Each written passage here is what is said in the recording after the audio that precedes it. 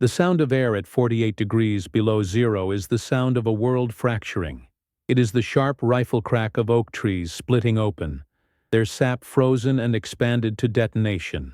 It is the brittle, glassy chime of snow that no longer sticks, but scatters like sand.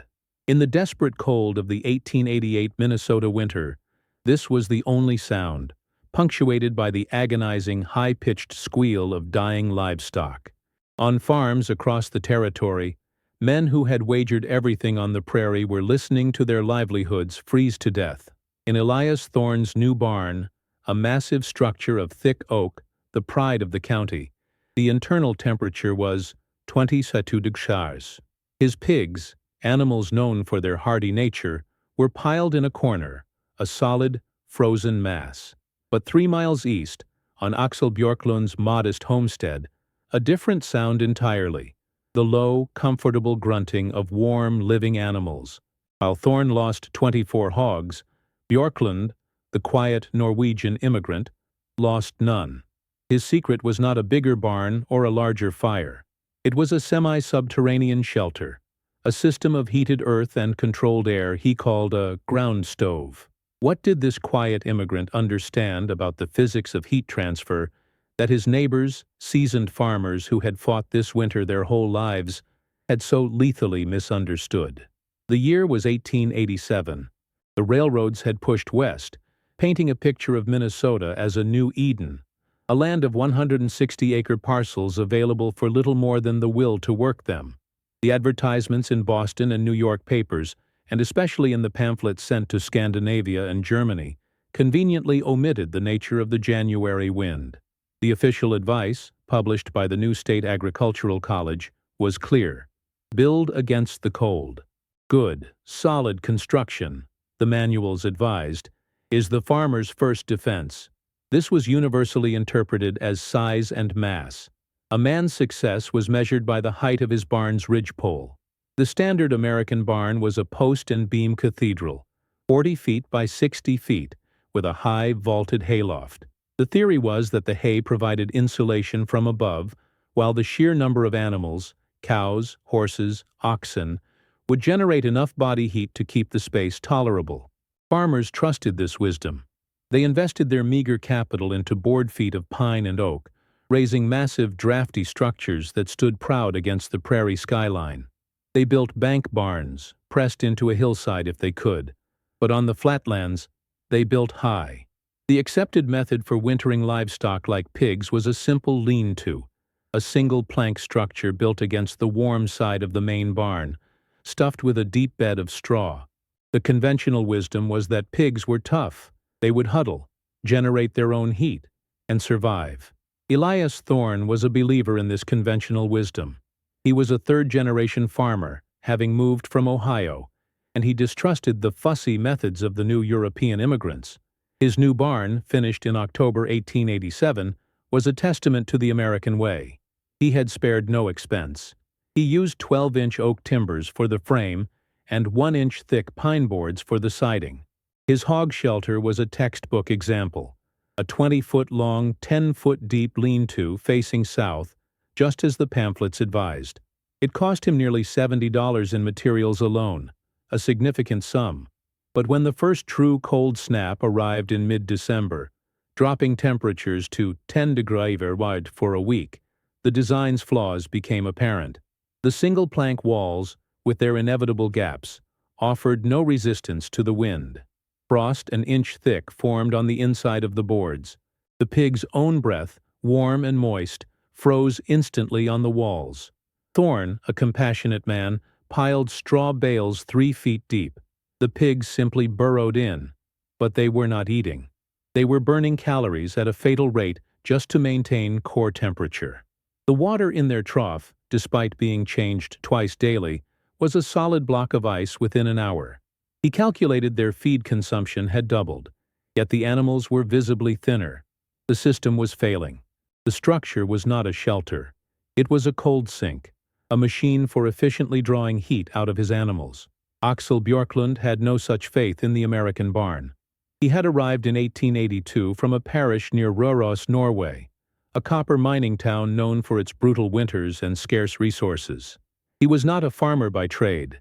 He had been an apprentice mason, a builder of the massive tiled stoves, the kakaloven, that formed the warm heart of every Scandinavian home. He had seen how blast furnaces were lined with brick, how heat was captured and channeled. In Norway, wood was precious. To build a fire in an open, drafty room was considered madness, a waste of heat, fuel, and life. He understood what his neighbors did not. Heat does not rise, hot air rises. Heat itself moves in all directions, and it moves relentlessly toward cold.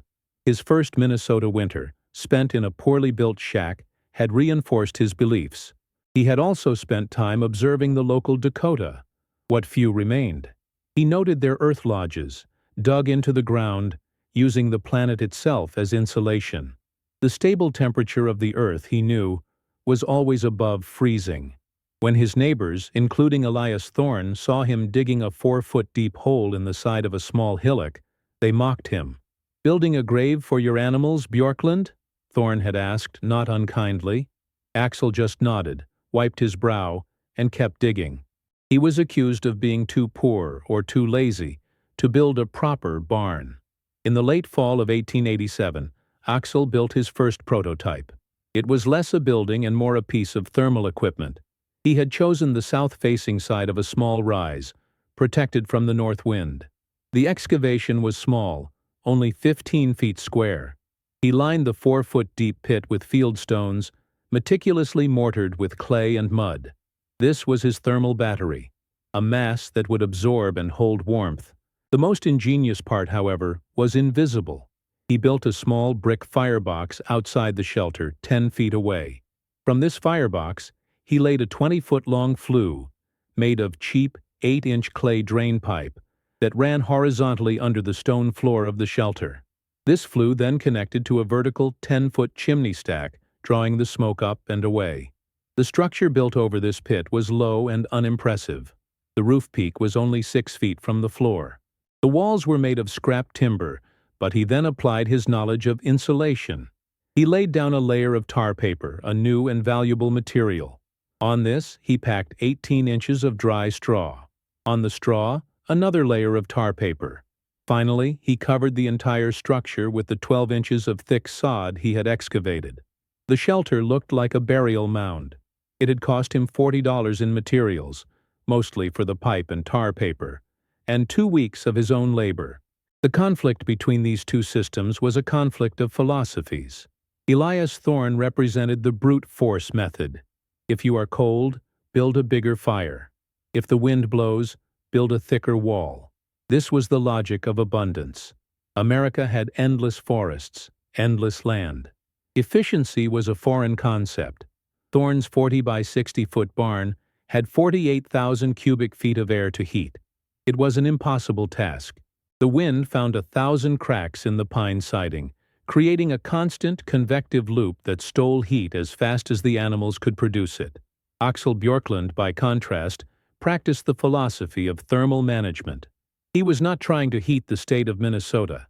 His shelter had a volume of only 1,350 cubic feet, 15 mech and 15 and 6. His first principle was to reduce the volume of air that needed heating. His second was to eliminate heat loss. The 4-foot earth berms meant the shelter's walls were exposed not to 30-degree bars air, but to 45-degree earth. The R value, a term he would not know, of his sod and straw roof was immense, perhaps R30 or R40, compared to the R1 of Thorne's pine planks, and his masterstroke was the radiant indirect heat. The smoke and hot gases from his small fire traveled 20 feet under the floor, transferring 80% of their thermal energy to the stone and sand mass before exiting the chimney. He was heating the floor, not the air. In early December, Dr. Arbuthnot, the new county veterinarian from the agricultural college, made his rounds.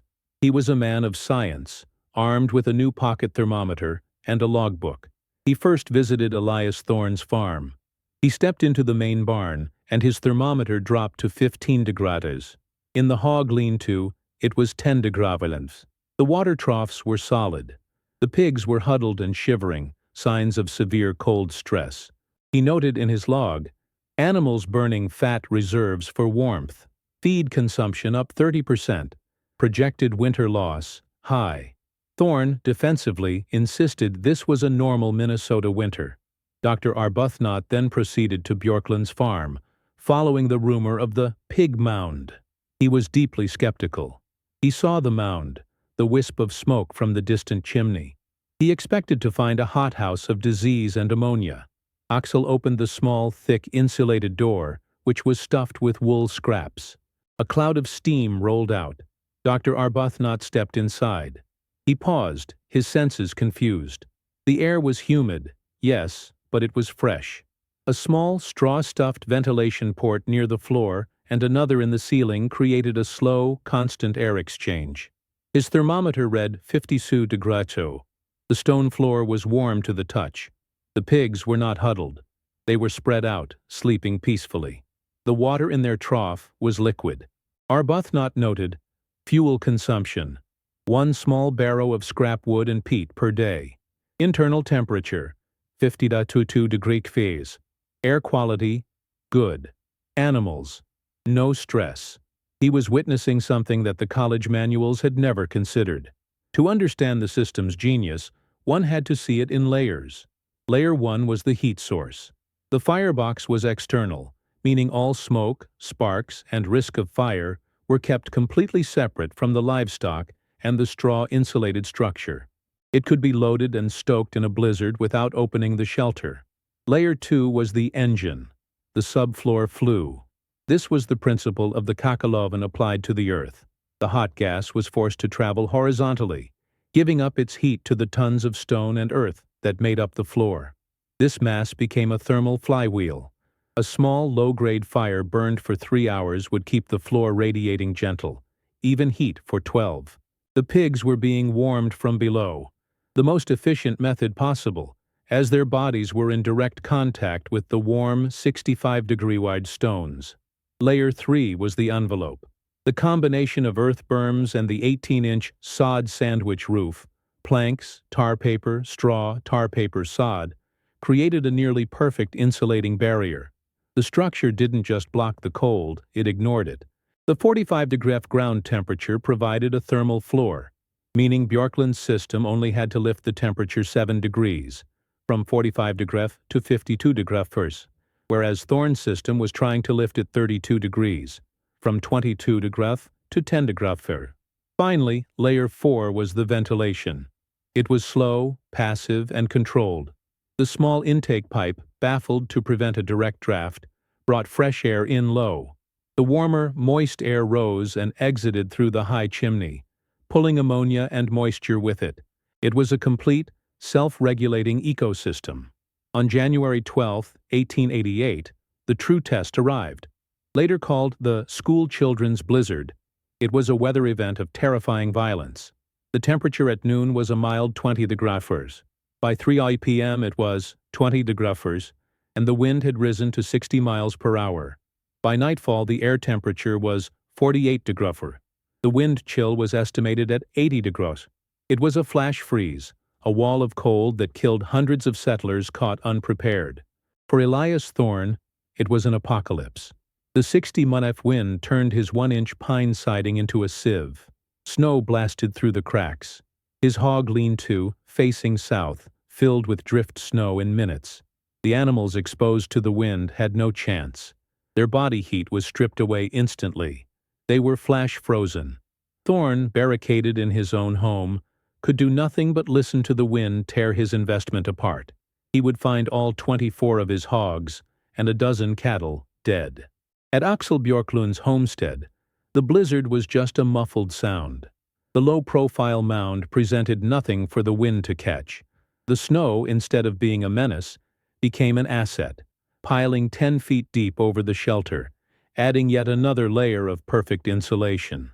Axel had stoked the firebox at noon before the storm hit.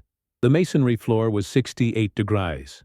The air temperature inside the shelter was 50 degrees. The pigs were entirely unaware of the storm. He ventured out once, crawling through the blinding snow to reload the firebox. The next morning, the world was a silent, white Arctic. Axel tunneled to his shelter door, pulled it open, and was met by a cloud of steam and the sound of 12 healthy sows and 40 newborn piglets, all alive, active, and demanding breakfast. His survival rate was 100%. The blizzard broke after 2 days, but the cold remained, locking the prairie in a grip of 30 degrees. The human and communal impact was devastating. Thorne's family was safe, but they were burning their furniture to keep their house at 40 degrees. Their food was frozen. Their livestock, their entire year's profit, was gone. On the third day, Elias Thorne, his face blackened with frostbite, appeared at Axel's door. He was a broken man. He didn't ask for help. He just stared. Axel's own house was built on similar principles, small and earth-burned, with an efficient stove. It was 65 degrees inside. Without a word, Axel and his wife, Inga, made a decision.